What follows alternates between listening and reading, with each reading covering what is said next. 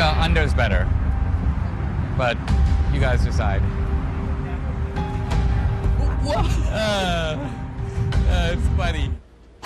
That is a different-looking Dinesh D'Souza from a Vanity Fair profile on his time in confinement. Dinesh is here for his first TV interview since he got out of the joint. Dinesh, good to see you. So, you're back. You're a convicted felon. You served your sentence. It wasn't really, a hard time. But how was it?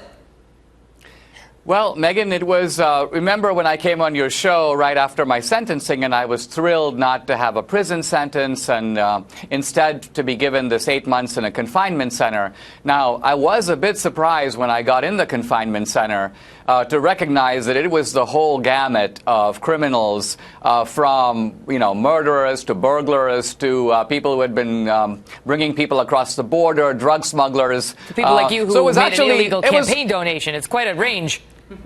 It was a rough crowd, and but on the other hand, after an initial period of caution in which I basically kept to myself, I tried to figure out if there were gangs going on in there. I tried to figure out how I would survive over 8 months of sleeping, if you may say, with the hoodlums. But after a while, I figured it out, and then I began to talk to them. I began to learn about their lives. I recognized, Megyn, I was kind of in a very unusual position that very few people find themselves in, almost like an anthropologist in a strange land. There was a lot to learn. You say a lot of these guys in there, even like the murderers, consider themselves small fry. Why?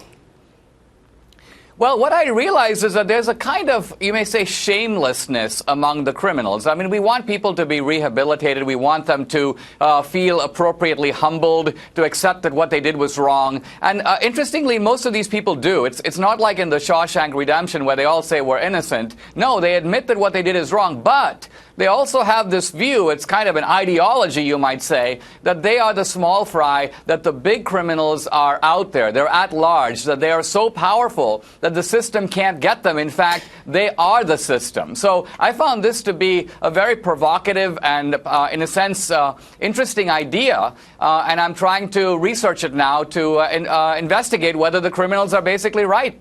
I sense a new book and new movie in your future. I'm up against a break, but I have to ask you, did you convert anybody to Republicans like you said you were going to do?